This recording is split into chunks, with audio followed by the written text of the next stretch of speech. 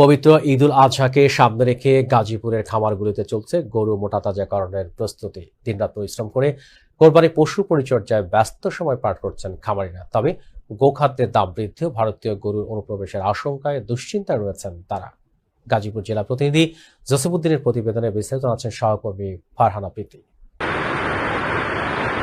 গাজীপুর জেলার বিভিন্ন উপজেলায় ছোট বড় খামারগুলোতে এখন খামার মালিক ও শ্রমিকরা দিনরাত গরুর পরিচর্যা, খাবার সরবরাহ ও স্বাস্থ্য ব্যবস্থাপনায় সময় পার করছেন। তাদের প্রত্যাশা, কোরবানির হাটে দেশীয়ভাবে মোটা তাজাকৃত গরুর চাহিদা বাড়বে এবং ন্যায্য দামে বিক্রি করতে পারবেন।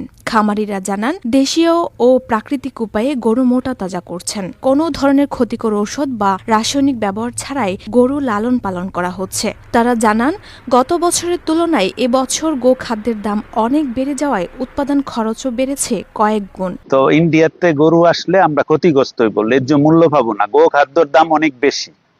এর জন্য সরকারের কাছে অনুরোধ যাতে ইন্ডিয়া থেকে গরু না আসে। খাবারের দাম তো এখন অনেক বেশি, তো সেই হিসাবে গরু লালন পালন করার পর যদি ভারতের গরু আমাদের দেশে অনুপ্রবেশ করে ফেলে তাহলে আমরা ক্ষতিগ্রস্ত হব। এদিকে এবছর গাজীপুরে কোরবানির জন্য পর্যাপ্ত পরিমাণ পশু প্রস্তুত রয়েছে।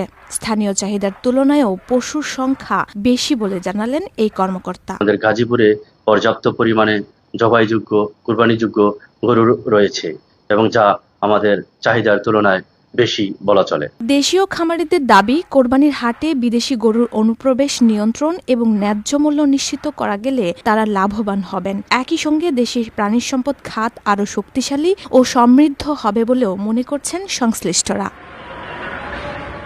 ফারহানা প্রীতি, আনন্দ টিভি, ন্যাশনাল ডেস্ক।